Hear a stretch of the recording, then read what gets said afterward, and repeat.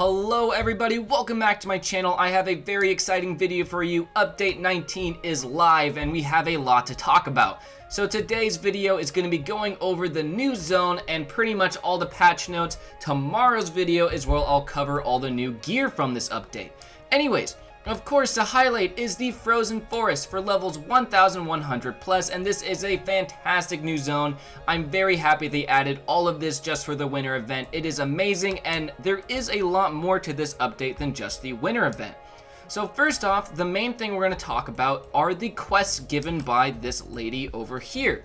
So there is 3 quests that you must complete in order to unlock the final zone boss of this area, but anyways, I'm kind of getting ahead of myself. The first thing you must do is defeat 10 of this new Frost, Snowman, Ice mob looking thing that is a very fun mob to fight. They give a good amount of gold and they're not too difficult, so it could be an optional new AFK farm instead of farming the forest. Anyways, once you defeat 10 of these mobs, you come back to her to turn in your quest and you'll get the next part of the quest line. This is probably the most difficult part of the quest line, and this is the Mushroom Challenge. First off, you must do a pretty difficult parkour course to get one of the mushrooms, but it is not too bad once you get past the first step of it, which is the difficult ladder climb. For this ladder jump, I highly recommend you take off all your gear so you have no speed. This makes it much easier to control your avatar and much easier to complete this jump. If you have a lot of speed, this is a very difficult jump to do. Like when I first did it, I had 40 speed, and that was not the way to go. So make sure you take off your gear. Once you make this difficult jump, just do it the way I show on screen. This is the easiest way in my opinion. Make sure you put your gear back on and then you are good to go, because you do want a little bit of speed for the rest of the course. Now, I would be very surprised if you guys struggle with the rest of the parkour course. It is no problem at all. Very easy. At the end of it, you will find a tree that you climb, and then there is one of the mushrooms, and the hardest one to find. So there is 2 more mushrooms you must find. One of them is behind a massive snow pile along the rocky edges of the wall barrier. You can walk right through this, and then when you walk through it, you will see the mushroom buried in the snow. This one can be a little difficult to click, so make sure you zoom in and try from every angle. I'm sure the hitbox will probably be made bigger on it eventually, but do know it is hard to click, so make sure you do your best with that. And then the final mushroom is just along the outer edges of the map. If you walk along the right side of the map when you first walk in towards the snowy mobs and keep following that wall, you will find it. You should not struggle finding this at all. It is very easy. Anyways, once you do that, you will find all 3 mushrooms and you go back to her and turn in that quest, and then you will get one more final quest, which you must defeat 10 of the heat mobs. This is a very interesting concept because once you defeat all of these heat mobs, you actually get an armor, and this armor is known as the Moon's Charm of Heat. So it's a pretty okay armor. I mean, you're not going to be using this thing for the stats, but the reason why this is a very important piece of gear is because without this armor, you actually can't even access the zone boss. So you must put on this armor, and then you must go to this little secret cave spot that I'm showing on screen. Without it on, you can't walk through, and you must have it on in order to fight the actual boss. If you don't have it on, you'll freeze to death in the boss fight. So I think it's a very interesting mechanic to have to wear a piece of gear to fight somebody. And plus, it isn't trash, so it is pretty nice since you have to wear it. Anyways, the zone boss does have 4 drops. First is the Present Room.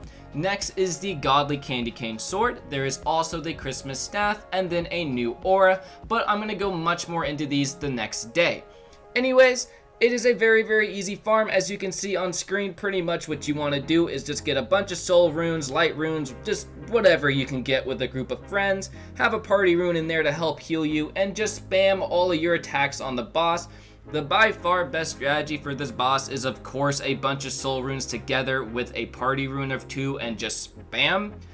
You will shred this boss. Plus they give around 1.5 million gold a kill with the 2 times gold multiplier. So that means 750,000 for normal. That is a lot of gold. You can get a lot of gold in this zone. So definitely check this zone out if you haven't yet. I'm having a blast with it and it is a lot of fun. Now, there is a lot more to this update than just this amazing new zone. You can actually get the Snow Angel again. However, it is very difficult. So the way you get it is by farming Hardcore Emperor of Time, and you drop basically ice shards, and you must have a light rune. It costs 3 ice shards and 1 light rune in order to craft it in the crafting blacksmith location in the cave. But I will say good luck getting the ice shards. We have farmed a lot today and not many people have got it, if any. Its drop rate is terrible, so good luck with that, and I am sure in the future the drop rate will be increased so players can actually get it. And speaking of the light rune, there is something very, very, very exciting. The light rune can now be dropped up to max level. So the boss that drops the light rune is no longer level capped at 1100. You can actually farm him at level 1300 and get the light rune drop. So it is no longer limited. You no longer have to spend all your gold to get it. So there is a couple of balancing changes as well. The Demon Lord's loot cap has also been removed, so the Demon Lord in the volcano area, you can farm the scythe at max level. I know a lot of people do like that as a vanity. And actually, pet healing rates have been halved. And they also happen a little bit more randomly. So commons give 2.5% now, uncommons give 3.5% now, rares are 5%, legends are 7.5%, and godlies are 10%. So it is possible that this will be changed again, but for now it doesn't seem to be too much of a major difference, considering in party play you always have a lot of people healing you anyways. I wouldn't worry too much about this nerf. So the rune of the Flame God Acceleration Divider has been changed as well. Its cooldown has been reduced to 8 seconds instead of 9, so a little bit of a buff. It isn't too much of a difference, but you know, hey, it is something.